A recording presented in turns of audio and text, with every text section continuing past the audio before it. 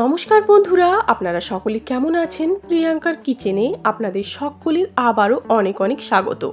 প্রচণ্ড গরম পড়েছে এখন, আর এই গরমের সিজনের মার্কেট একটু অন্যরকম।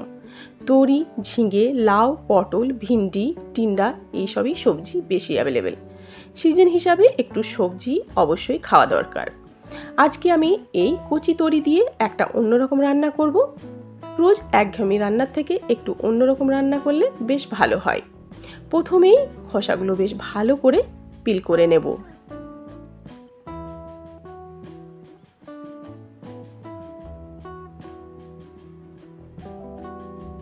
সব তরিগুলোর খোসাগুলো এভাবেই ছাড়িয়ে নিতে হবে। এবার একটু বড় বড় করে কেটে নেব।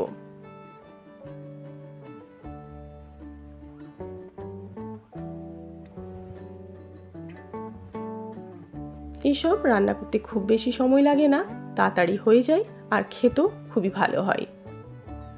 সব তরিগুলো এভাবেই কেটে নিলাম, একটু সাইজে বড় বড়। এবার আমি একটা মশলা তৈরি করব। তার জন্য এখানে চপার নিয়েছি, দুটো মিডিয়াম সাইজের পেঁয়াজ, রসুন ও 1 ইঞ্চি আদার টুকরো নিয়েছি।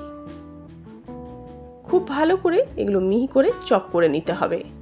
মোটামুটি 5 কলি রসুন নিয়েছি, 1 ইঞ্চি আদা নিয়েছি, আর দিয়ে দেবো ঝালের জন্য 2টো কাঁচা লঙ্কা। ঝালটা ইচ্ছা মতো কম বেশি অবশ্যই করতে পারেন। রোজ দিন একটু হালকা রান্না খাওয়া হয়, মাঝে মধ্যে এরকম একটু অন্যরকম রান্না একটু রিচ করলে মন্দ হবে না। খুব ভালো করে চপ করে নিলাম। কড়াইয়ের মধ্যে দিয়ে দিচ্ছি মোটামুটি 2 টেবিল স্পুন মতো সরষের তেল। ফোড়নে দিয়ে দিলাম 1/2 চামচ গোটা জিরে।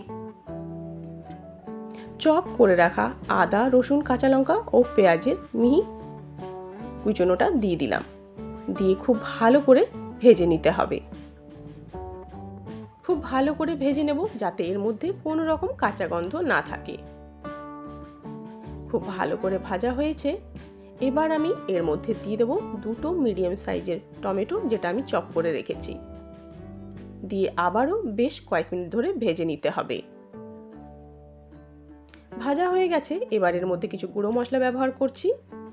1 চামচ এভারেস্টের সবজি মশলা দিলাম, 1 চামচ জিরে ধনে গুঁড়ো, 1/2 চামচ হলুদের গুঁড়ো, 1/2 চামচ কাশ্মীরি লঙ্কার গুঁড়ো, এতে কালারটা খুব ভালো আসবে। স্বাদ মতো নুন দিয়ে দিলাম। দিয়ে খুব ভালো করে এবার কষিয়ে নিতে হবে মশলাটা।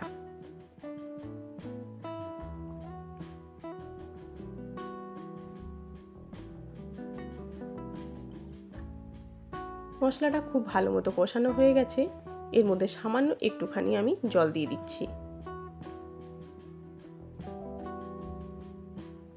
এবার কেটে রাখা তরিগুলো এর মধ্যে দিয়ে দেব, আর খুব ভালো করে একসঙ্গে মশলার সঙ্গে মিক্স করে নেব।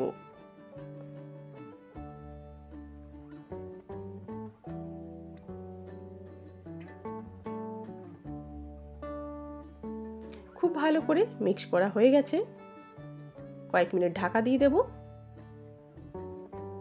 5 মিনিট মতো আমি ঢাকা দিয়ে দিয়েছিলাম।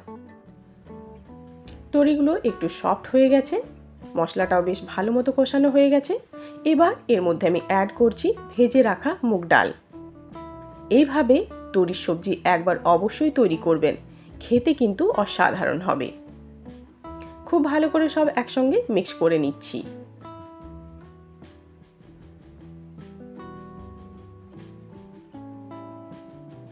এবার এর মধ্যে আমি অ্যাড করব গরম জল। গরম জল দিয়ে মোটামুটি 10 থেকে 15 মিনিট ঢাকা দিয়ে রান্নাটা তৈরি করব। 10 মিনিট মতো হয়ে গেছে। তরিগুলো বেশ সফট হয়ে গেছে, মুগ ডালটাও সেদ্ধ হয়ে গেছে, একটু দানা দানা থাকবে। নামানোর আগে একটু ড্রাই রোস্ট কসুরি মেথি দিয়ে দিলাম, এতে তরিটা খেতে আরও বেশি ভালো লাগবে। এইভাবে একবার মুগ ডাল দিয়ে তরির সবজি অবশ্যই তৈরি করুন। রুটি, পরোটা বা ভাতের সঙ্গে খেতে কিন্তু দুর্দান্ত হবে। ফ্লেভারটা সত্যি ভীষণ ভালো এসছে, একবার ট্রাই না করলে বুঝতে পারবেন না। তাহলে এই মুগ ডাল দিয়ে তরির সবজিটা আপনাদের কেমন লাগলো অবশ্যই জানাবেন। ভালো লাগলে লাইক, কমেন্ট, শেয়ার করবেন, আর প্লিজ আমার চ্যানেলটাকে সাবস্ক্রাইব করবেন। আবার দেখা হবে আপনাদের সঙ্গে অন্য কোনো রান্নায়। ততক্ষণের জন্য অনেক অনেক ধন্যবাদ। ভালো থাকুন, সুস্থ থাকুন।